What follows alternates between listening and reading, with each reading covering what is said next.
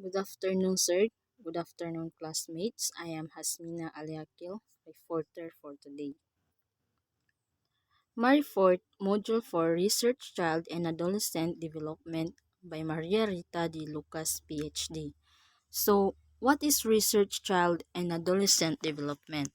So, child development or child and adolescent development refer to the process of growth and maturation of human individual from conception to adulthood. The term adolescence has particular connotations in particular cultural and social contexts. Teachers as consumers and users of research. Research gives teachers and also policymakers important knowledge to use in decision making for the benefit of learners and their families. So teachers as consumer and users of research, it is enables teachers to come up with informed decision. The impact caused by the independent variable on the dependent variable. So ano ba ang kabilang dito ang mga desisyong naugnay sa mga patakarang pang-edukasyon, kurikulum, epektibong proseso ng pagtuturo o pagkatuto at maging ang mga kinalaman sa pananaliksik dito. Teachers as researcher.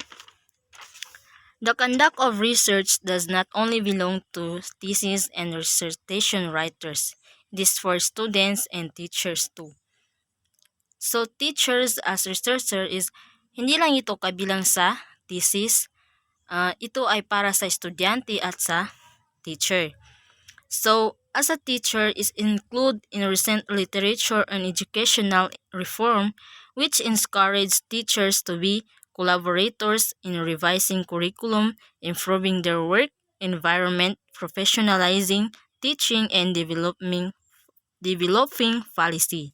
For example, sa pamamagitan ng pakikilahok sa mga aktibidad sa pagtuturo at pakikipag-ugnayan sa mga mag-aaral sa panahon ng mga talakayan sa silid-aralan, maring ilipat ng mga mananaliksik ang kanilang critical na pag-iisip at mga kasanayan sa pananaliksik sa mga mag-aaral.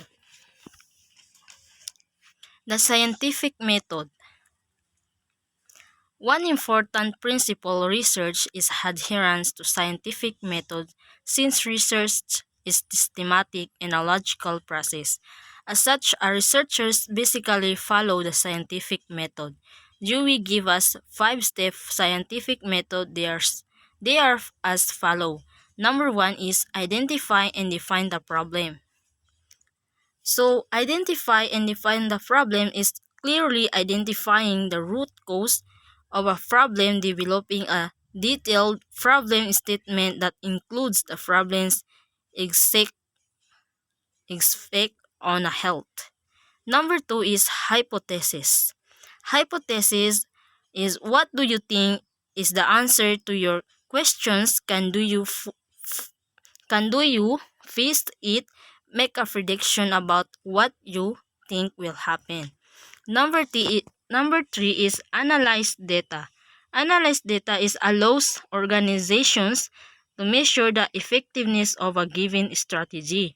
So number 4 is conclusions.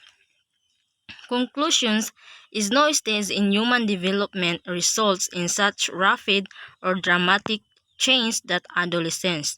Number 5 is apply conclusions to the original hypothesis. So, apply conclusions to the original hypothesis is on hypothesis is the answer you think you will find. Prediction is your specific belief about the scientific idea. If my hypothesis is true, then I predict we will discover the conclusion is the answer that experiment gives.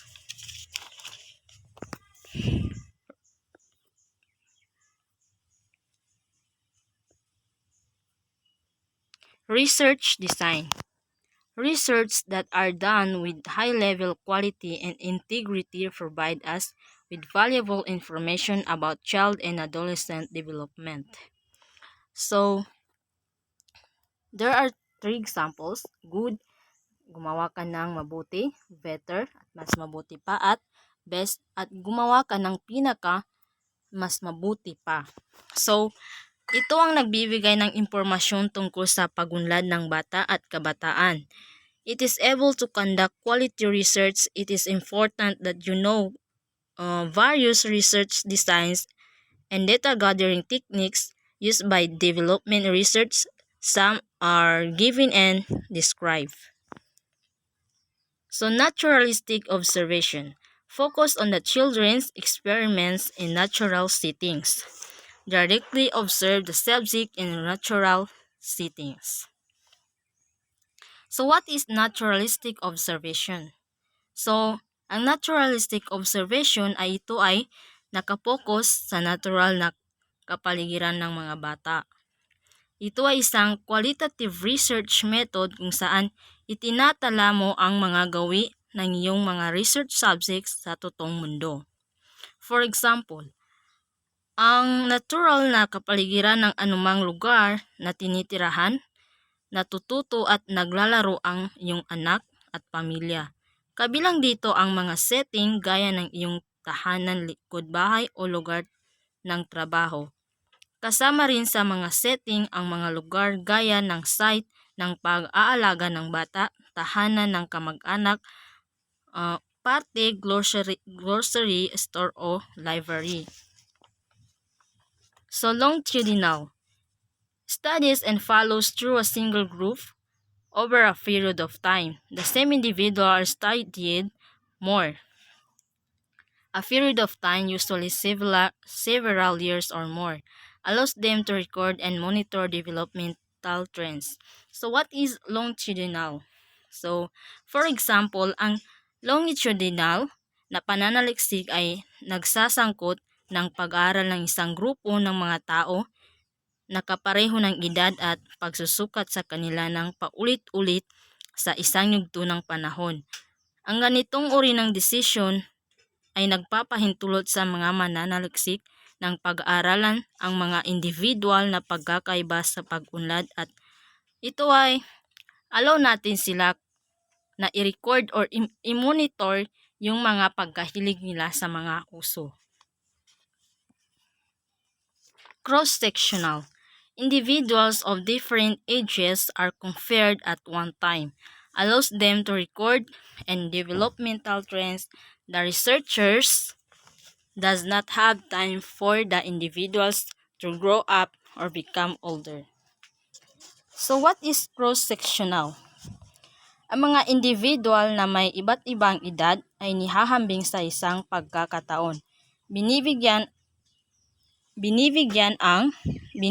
daan silang magtala at mga uso sa pagunlad. For example, maaari mong paghahambingin ang mga 3 taong gulang at 6 na taong gulang tungkol sa dami ng mga agresibong pag-uugali na ipinapakita sa kanilang mga magulang na parehong kasarian.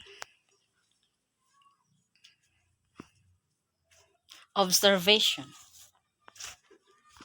Observation can also be described as paying close attention to child's behaviors, interactions, activities, and interests, and noticing all aspects of child's development.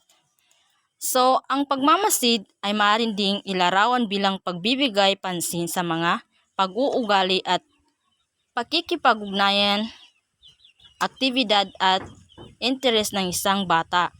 So, right, for example, na dito ay pag-obserba sa kung anong problema ng isang bata, kung bakit ba siya palaging late sa school, kung anong dahilan ba ng isang bata na iyon. So, the last one is impact of the teachers, research involvement on teachers. Okay, so number 1, become more reflective, more critical, analytical in their teaching, and more often committed. So, dapat maging mas mapanimdin o mas maging critical o analytical dapat sa kanilang pagtuturo at mas bukas na nakatuon. For example, ang pagmuni-muni ng guro ay tumutulong sa iyo na lumipat mula sa karanasan lamang sa isang aralin tungo sa pag-unawa sa nangyayari at bakit. So number 2, more deliberate in their decision making and action in their classroom. So dapat mas ang pag-aaral ng mga kasanayan sa paggawa ng desisyon upang gumawa ng sarili ng mga pagpipilian ay nakakatulong sa mga bata na maging mas malaya sa kanilang responsable at may kumpiyansa. So number 3 is develop the professional dispositions of lifelong learning and life transformation the teachers relate to children. So halimbawa, sa gitna ng paghahambuhay ng pag-aaral ay ang mga positibong disposition sa pag-aral tulad ng katatagang pagiging mapaglaro, kumpiyansa at pagkakaisa. So, the last one is the teachers relate to the children and students. So, dapat ikaw na teacher is relate ka sa iyong estudyante. Kung ano yung problema ng iyong estudyante at ito ay kinuwento sa iyo is you right to listen para malaman mo kung anong problema ng iyong estudyante. So, another example is become an avid reader. Reading is a term way to gain knowledge and expand your perspective, and stay curious and stay humble to your students. And that will be all. Thank you.